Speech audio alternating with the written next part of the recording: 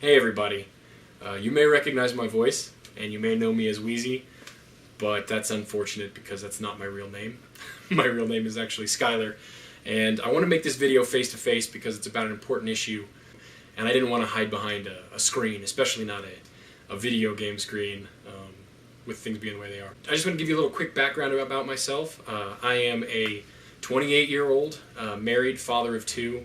I have two young children, an 11-month-old son and a 4-year-old daughter, a wife who wants to be explicitly named even though I said I was married.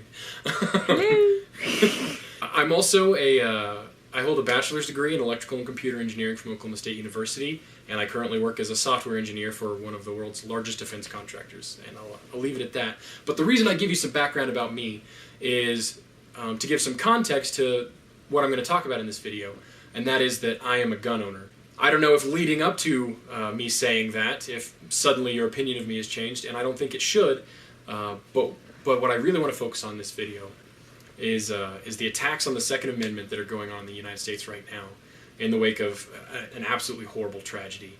And I want to talk to you about how important it is and what you can do to help protect our constitutional rights, specifically our Second Amendment right, which is fundamental to protecting every other right that we have as American citizens. I'm going to try and do this quickly, but you know me, I have a tendency to ramble. We can talk about a lot of issues, and maybe I'll do that in follow-on videos if there's enough interest. But what I want to focus on in this video is the effectiveness of legislation and gun control on violence and gun crime, both in the United States and around the world, the importance and intent of the Second Amendment, and why we need to make sure that we protect it.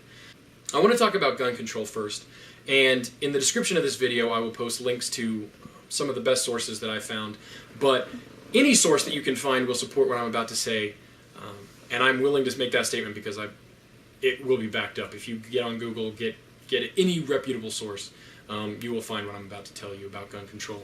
And specifically that is the core idea of fewer guns means less violence, and that gun control means a safer population, and how those are completely false. But the first thing I'll do is I will tell you a generally true statement that you need to listen for carefully, especially when you're watching the mainstream media, and especially people who are anti-gun. And that is that in places where there are fewer guns and there is stricter gun control, there is less gun violence. Now, in general, that is true.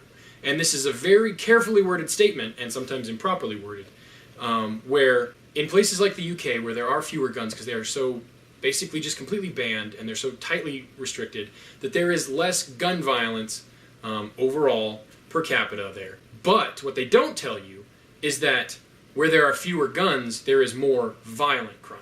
And that is an important distinction, because I'm of the personal opinion that violence and death of any kind are deplorable and bad, not just violence that's committed with guns.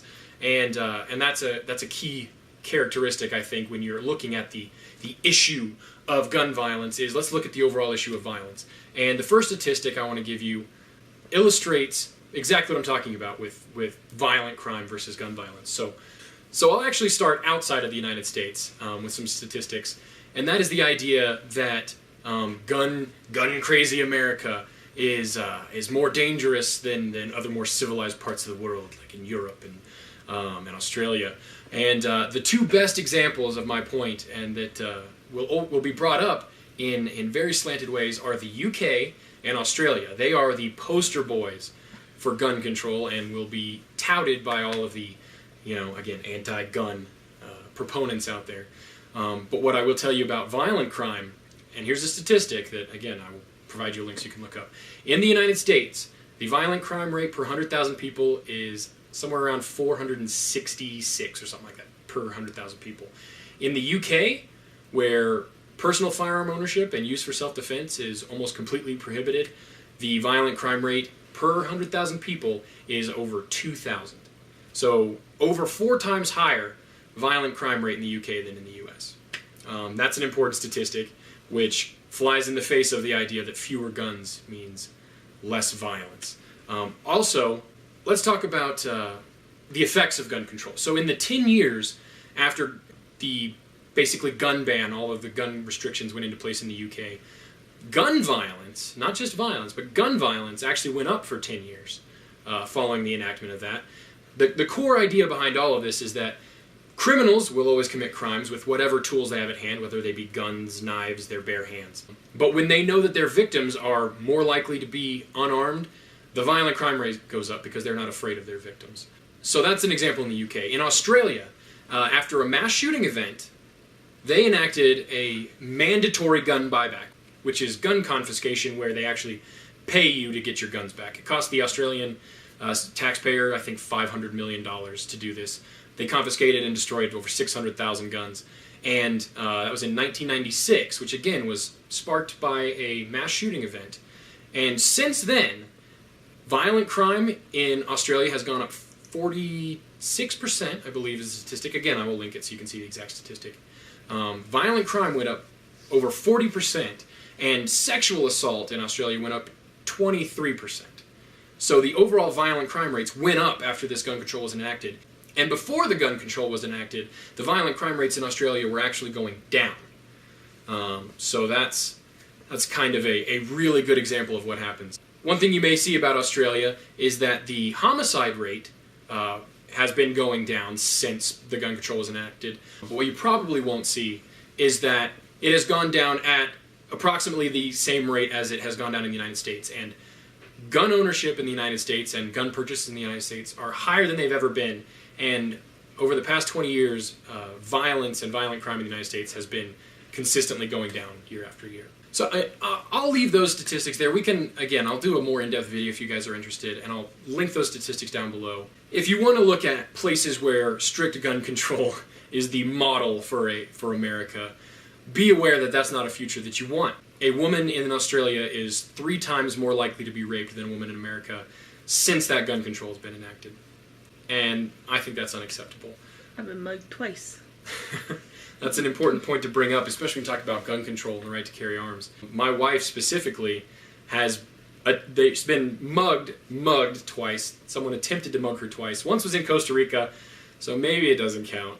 But it illustrates a good point. My wife is a tough lady, and both of the times that someone attempted to mug her, meaning attempted to steal from her, there wasn't an attack in a sense where they wanted to harm her, but they were trying to take from her, including, and I'll bring up the incident that was local, which was, my wife was at Walmart at night. She was there alone, and she was loading her groceries into the car, and a man came up and tried to grab the wallet out of her hand. I say tried to because once he got a hold of it, she proceeded to punch, kick, basically just embarrass this grown man. I palmed him in the nose, kicked him in the junk, kicked him in the stomach. She did those things, and then she went back inside the store. And to this day, I still wish she had got a copy of the surveillance footage. But she and the security officers there had a good laugh watching her beat this man up on the surveillance footage. But the point being that there's violence everywhere. We don't live in a bad area. We live in a very good area, as a matter of fact. When people are intent on doing violence, they will do it. And I'll give a couple of examples of things that have happened recently that you probably haven't heard about with respect to guns in a positive light. And the first, especially when we talk about school shootings, it happened a few years ago. A principal at a school, one of the students came to school with a rifle, and I believe it was actually a bolt-action rifle, if I remember correctly. So not one that would have fallen under a gun ban. Came to school and started shooting people. The principal, a law-abiding gun owner, was not allowed to have a gun within whatever the legal limit is of school. So he parked his car a quarter mile away from school so he could keep a gun in it. And when the shooting started, he ran the quarter mile to his car, got the gun out of a locked case, got the ammunition out of a separate locked case, loaded the weapon, went back to the school, and without firing a shot, subdued the suspect, who, when he arrived, started begging for the principal not to hurt him. You know, this is the cowardice of all of these mass shooters. Once they are met with armed resistance, they become very, very cowardly, and if they don't kill themselves, then they tend to just give up. Without firing a shot, subdued this suspect, stopped the killing until police arrived. And you don't hear about that. This principal, with an armed citizen, saved lives.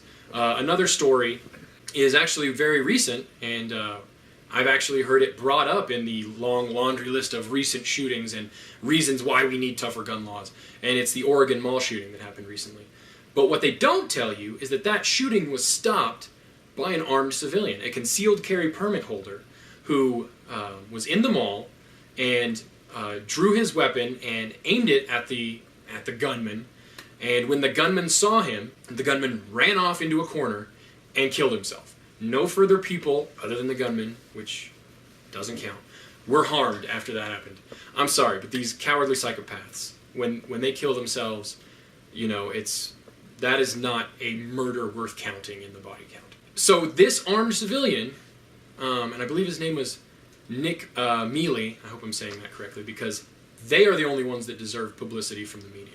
It was a hero, and no one talks about that. No one talks about how guns save lives. And one thing I want to say is that there is no statistic for the number of lives saved by guns.